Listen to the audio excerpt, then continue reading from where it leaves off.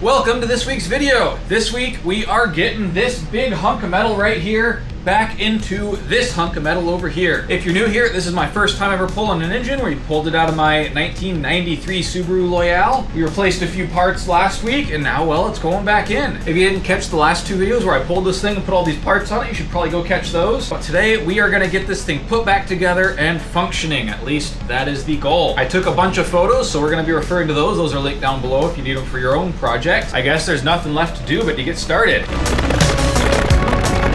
So yeah, I'm just double, triple, quadruple checking. The next step, or the first step, appears to just be getting this engine dropped down in there and bolted back up to the transmission and the car. Judging by how hard this was to get out, I do not expect this to be terribly easy. While I was under there, I just figured out what that clunking I was hearing. It was not, well, maybe a little related to the engine mounts, but it's actually the exhaust. It's been bashed up into the drive shaft. And so it's hitting on the drive shaft, and that's where my clunkings come from. So at least I learned that. The motor mounts will still be good to have, of course.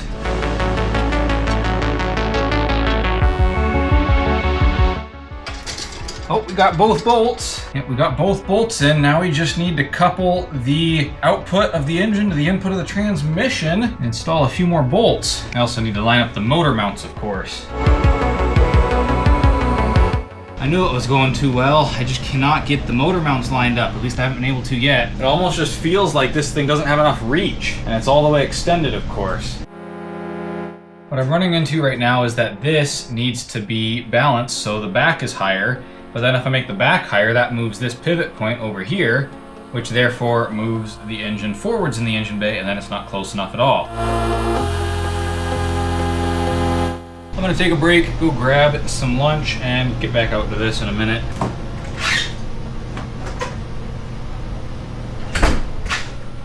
Oh, look at that. My light actually stayed on. I wonder if there's any way to get all four bolts together before we actually put it on the motor mounts, because that could be easier.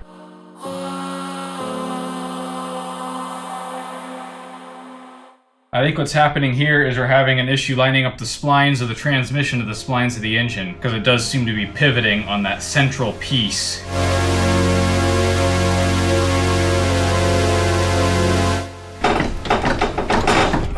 Oh, hey, we got it! Woo! Now I just need to put in some bolts. I might have messed up the threads a little bit. Not much I can do about that now. I think I'll just tighten it down and let it rethread itself. If you remember from the video when we took this thing out of here, I actually broke my universal adapter for my socket trying to get out this last bolt. And so I don't know how I'm gonna get it back in exactly. And you also have to remember that I'm not actually out of the woods yet. We still need to get this thing set down on its brand new motor mounts, which hopefully now that it's bolted in should line up pretty easily, but we will see. Let me optimistically get this engine hoist out of the way first though. All right, now I gotta climb under this car and try and get that last nut on that last bolt.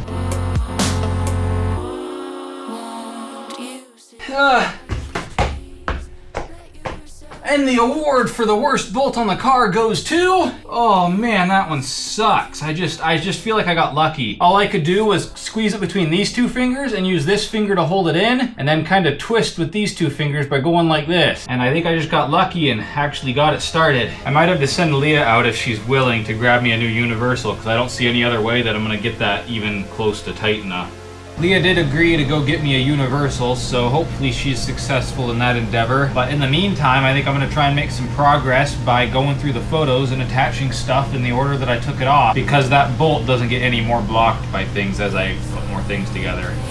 These pictures are great. I just have to go through them for the most part, aside from some stuff that could be put back together in a better order that I'll do. But I just have to go through these photos and make sure that I do them in the reverse order. Like the last thing that I did was apparently the power steering pump, which just needs to go on here, and I took a photo of each bolt. I think my biggest worry now that I've got the actual engine together is getting the AC and alternator put back together correctly, because that was my biggest pain, I think, getting this engine out. Well, it looks like, according to my pictures, that the AC compressor is actually next. So I guess we're gonna find out if I should have been worried about it.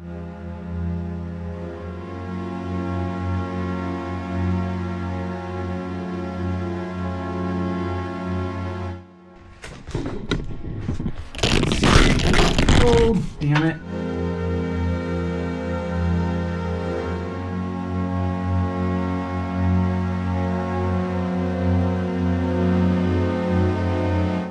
Alright, so our air conditioning is back in. Our engine is back in and like solidly mounted. We just have to do up all the little bits and bobs. I'm really trying my hardest not to be too excited and enthusiastic here. I just need to calm down and take my time.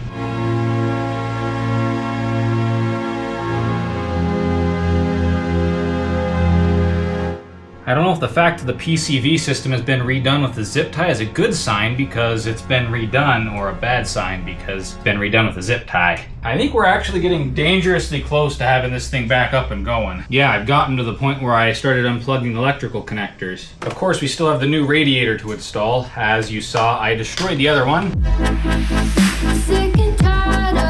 Dude, it's just connecting a few coolant hoses, the radiator, and the airbox and that sort of thing, and this thing's gonna be up and running. I honestly think it would be up and running right now, but obviously it would overheat rather quickly.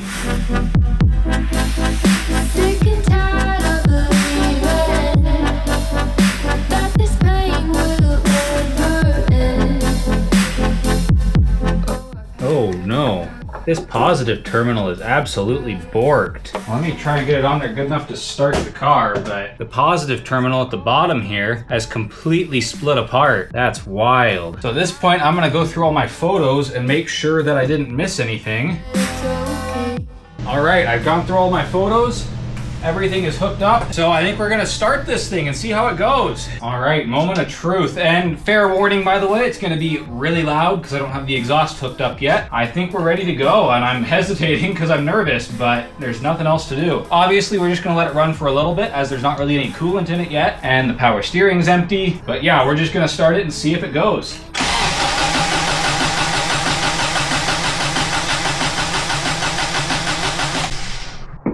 That would be that battery terminal that just cut. Okay, we got power again.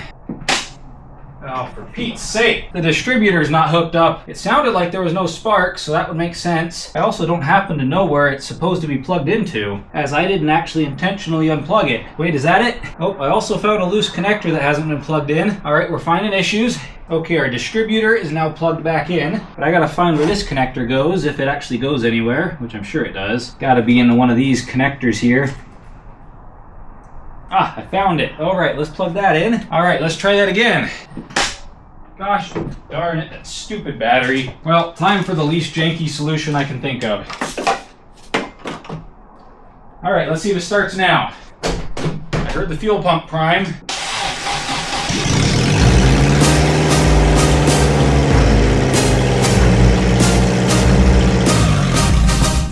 Hey, that's a success.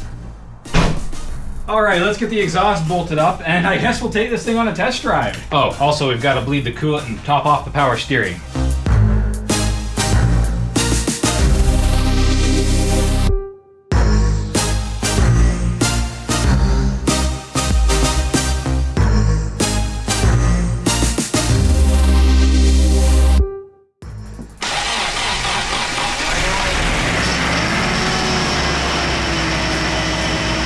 So we still got that lifter tick, but that should still go away once it warms up.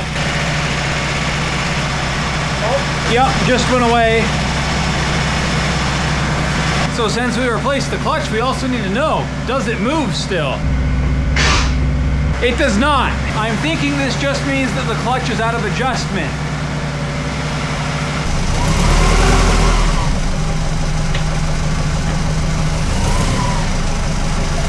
It does move. It was just driving really high, so it wouldn't shift, but also the clutch does need to be adjusted. It is very loose now, and the engagement is very close to the floor. So the clutch is actually really easy to adjust. It's just right here.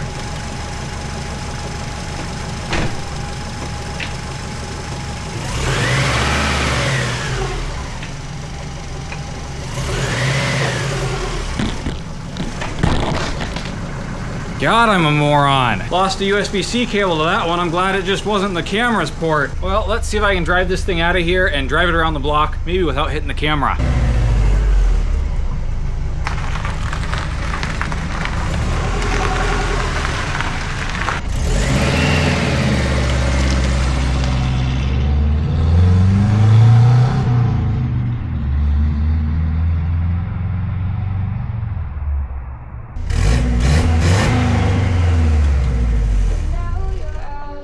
on that massive success, thanks so much for watching. I'll get you updated in a future video if it's still leaking oil really bad, or if the coolant isn't there, if I messed anything else up, essentially. If you want to see this thing actually out on the road, about a year ago for Thanksgiving, I drove it across the state. And if you want to see more of me working on it, well, that exists too. The past 2 videos actually have been me pulling the engine, putting new parts on it. We still aren't done with this thing, but I'm hoping the next week's video is going to be a camping video. So hit subscribe if you want to see that, or if you want to see in the future us get this thing further and hopefully take it on some adventure. I want this thing to be usable. I love this thing. I don't know exactly why, but I love this thing. Leave a comment down below if you got any questions on how to do this, though it is really the simplest thing I've ever done. Well, that's not true. But it really was not as bad as I was expecting it to be. It just kinda was one thing after another, and then eventually the engine came out and went back in. But yeah, if you have any questions, leave a comment. I left all the photos I took down below if you want to reference those. And if you liked this little series, or you like this video in particular, hit the like button. I think that's all the buttons that I'm supposed to tell you to hit, so I guess I'll see you next week. Thanks so much for watching. Man, this feels good to have successfully done this. Ah.